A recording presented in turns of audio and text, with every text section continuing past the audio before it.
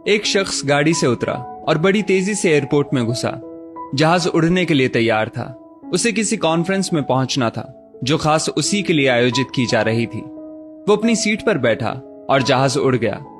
अभी जहाज कुछ दूर ही उड़ा था कि कैप्टन ने ऐलान किया, तूफानी बारिश और बिजली की वजह से जहाज का रेडियो सिस्टम ठीक से काम नहीं कर रहा, इसलिए हम करीबी एयरपोर्ट पर उतरने के लिए मजबूर हैं। जहाज लैंड होते ही अब वो शख्स बाहर निकला और कैप्टन से शिकायत करने लगा कि उसका एक एक मिनट कीमती है और होने वाली कॉन्फ्रेंस में उसका पहुंचना बहुत जरूरी है। पास खड़े दूसरे मुसाफिर ने उसे पहचान लिया और बोला, डॉक्टर पटनायक, आप जहां पहुंचना चाहते हैं टैक्सी द्वारा यहां से केवल 3 घंटों में पहुंच सकते हैं। डॉक्टर ने उस शख्स का शुक्रिया अदा किया और टैक्सी लेकर निकल पड़ा। लेकिन ये क्या, आंधी तूफान और मूसलाधार बारिश ने गाड़ी का चलना मुश्किल कर दिया। फिर भी ड्राइवर गाड़ी चलाता रहा। अचानक ड्राइवर को एहसास हुआ कि वो रास्ता भटक चुका है। नाउमीदी के उतार चढ़ाव के बीच उस शख्स को एक छोटा सा घर दिखा। इस तूफान में वही गनीमत समझकर गाड़ी से नीचे उतरा और दरवाजा खटखटाया। आवाज आई, जो कोई भी है अंदर आ जाए, दरवाजा खुला है। अंदर एक बुढ़िया आसन बिछाए भगवत गीता पढ़ रही थी। उसने कहा, माँ जी, अगर इजाजत हो तो आपका फोन इस्तेमाल कर लूं।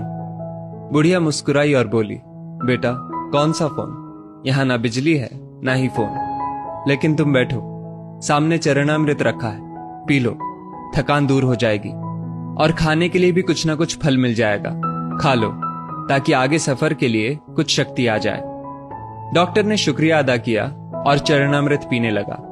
बुढ़िया अपने पाठ में खोई थी कि डॉक्टर की नजर उनके बगल में पड़ी।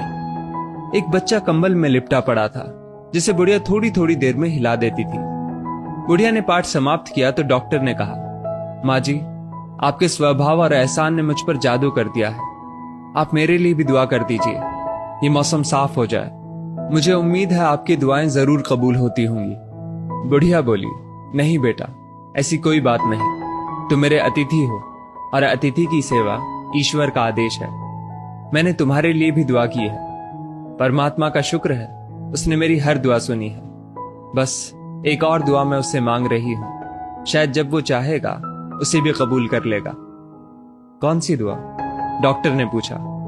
बुढ़िया बोली, ये जो 4 साल का बच्चा तुम्हारे सामने अधमरा पड़ा है, मेरा पोता है।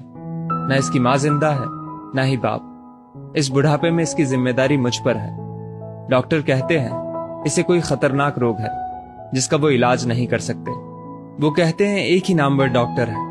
क्या नाम बताया था उसका? हाँ, याद आया, डॉक्टर पटनायक। वो इसका ऑपरेशन कर सकता है। लेकिन मैं बुढ़िया कहां उस डॉक्टर तक पहुंच सकती हूं? बच्चे को लेकर जाऊं भी तो पता नहीं वो देखने के लिए राजी भी हो या नहीं। बस अब बंसी वाले से यही मांग रही थी कि वो मेरी मुश्किल आसान कर दे।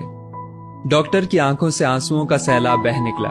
वो रूंधे कंठ से बोला, माई, आपकी दुआ ने हवाई जहाज को नीचे उतार लिया, आसमान पर बिजलियां कौंधवा दी, मुझे रास्ता भुलवा दिया ताकि मैं यहां तक खींचा चला आऊं। हे भगवान, मुझे यकीन ही नहीं हो रहा कि कन्हैया एक दुआ कबूल करने के लिए अपने भक्तों की इस तरह भी मदद कर सकता है। दोस्तों, वो ईश्वर सर्वशक्तिमान है। जहां इंसान बेबस हो जाता है वहीं से उसकी परम कृपा शुरू होती है। यदि इस वीडियो ने आपका दिल छू लिया हो तो इसे लाइक शेयर अवश्य करें और ऐसी बेहतरीन वीडियोस के लिए हमारा पेज जरूर फॉलो कर लें। धन्यवाद।